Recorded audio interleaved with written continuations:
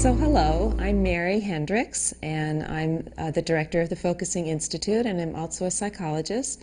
And we are bringing you here a two-part video of a new practice called Thinking at the Edge.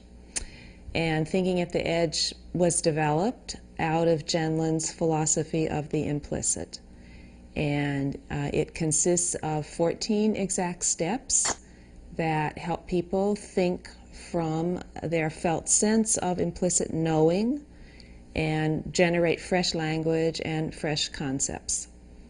It's like the assumptions that underlie our current society, the concepts that we use in our society, are based on science and things, and they don't allow us, they have built into them structures that drop out the lived human body experience.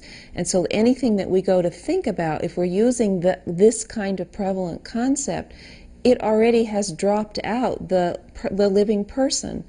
So one of the things that Thinking at the Edge allows us to do is to get out from under being caught in that underlying assumption structure and speak freshly from our body lived experience and knowledge. And we need this kind of speaking in every area, in our relations with each other, our relations to nature.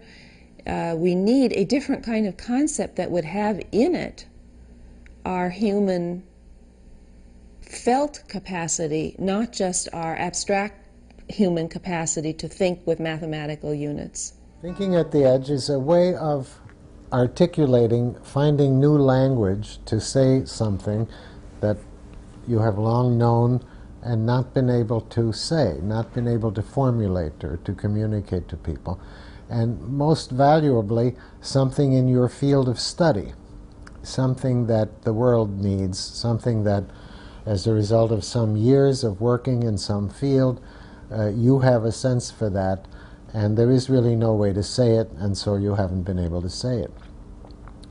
And it turns out when we say that to people, almost everyone has something like that, and almost everyone has something major like that. Of course, you can find many things like that, but there's very often immediately something like, oh yes, of course, that, if I could only say that. Thinking at the Edge is our second practice, coming from the philosophy of the implicit, of experiencing, philosophy which relates language and also logic to what we experience, what we feel, what we are, and what we have a hold of in a bodily way. And by going back and forth between the attempt to say or think and the sense directly in the body of that same thing or situation or concern, by going back and forth, it becomes possible to speak from something like that. There's a complicated philosophy about the relationships between logic and between language, which is very different from logic, and what we roughly call experiencing, which the very word has many formal meanings, but we mean what you directly are living there and can sense. The first practice we developed is focusing, of course, which is a way of using what you directly know and feel there if you can get in touch with it. We have very specific little steps to help people get in touch directly with that. Usually we are looking at what's going on, we're talking, we're paying attention, and we are not directly aware of the whole felt underbelly, the whole complexity that goes into what we see and what we say and what we... So the focusing steps presume that you can get in touch with your body from the inside, that you can feel where breakfast is or lunch or dinner inside you, that you can feel behind your belt and not just your belt externally. Some people have trouble with that, and everyone can find that. We teach that in the preliminaries.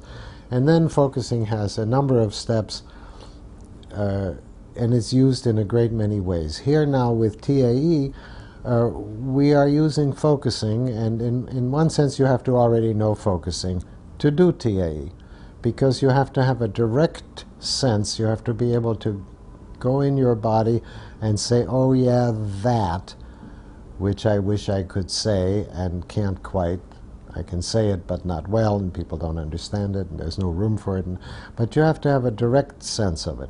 But if focusing is new to you, in another way you might find it on this road, if you see whether that which you wish you could say and haven't said, whether that can become a felt sense, as we call it, a direct referent, something right there in a bodily way, just as concrete as breakfast if you've just eaten, just as concrete as being hungry, or just as concrete as being uncomfortable about a situation, just as concrete as emotions, but not really an emotion, not really a feeling, much more like a holistic discomfort in your body.